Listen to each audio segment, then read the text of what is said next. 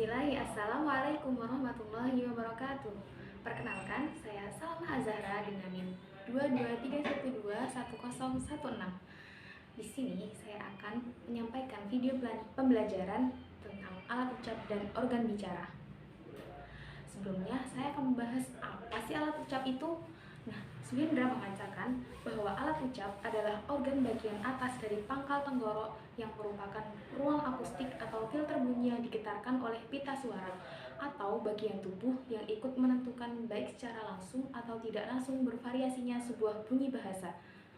Sedangkan dalam KBBI disebutkan bahwa alat ucap adalah organ tubuh manusia yang berfungsi dalam pengujaran bunyi bahasa seperti paru-paru, laring, faring, rongga hidung, rongga mulut, bibir, gigi, lidah, alveolum, palatum, dan juga velum.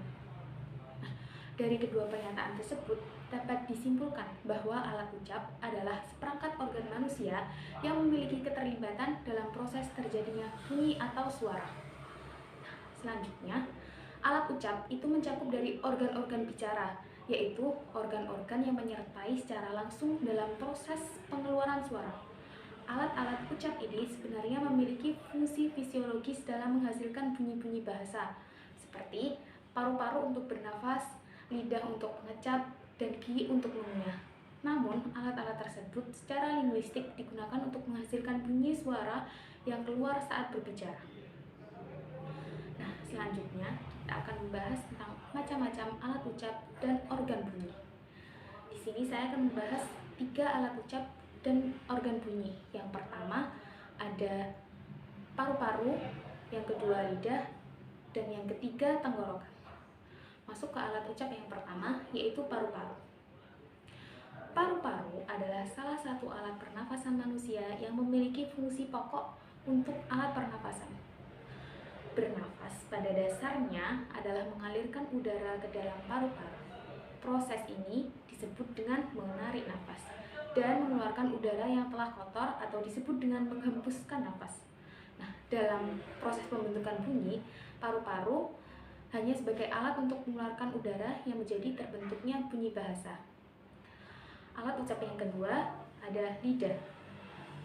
Lidah berfungsi sebagai alat perasa dan untuk memindahkan makanan dalam proses pencernaan.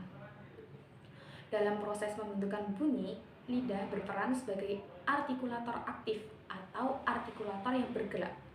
Lidah terbagi menjadi 4 bagian. Yang pertama, ujung lidah atau apex. Yang kedua, daun lidah atau laminum. Yang ketiga, punggung lidah atau dorsum. Dan yang keempat, akar lidah atau root. Posisi lidah juga akan menentukan bunyi atau jenis vokal yang akan dihasilkan nanti. Alat ucap yang ketiga yaitu tenggorokan. Dalam pembentukan bunyi bahasa, peran tenggorokan hanya sebagai tabung udara yang akan ikut bergetar bila pita suara bergetar. Tenggorokan adalah sebuah rongga pada ujung saluran pernafasan yang di ujungnya ada sepasang pita suara.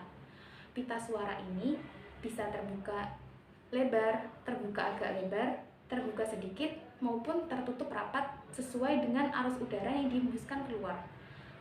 Dalam pita suara ini terdapat celah yang dinamakan glotis, dan pada glotis inilah awal terjadinya bunyi bahasa dalam proses pembentukan bunyi.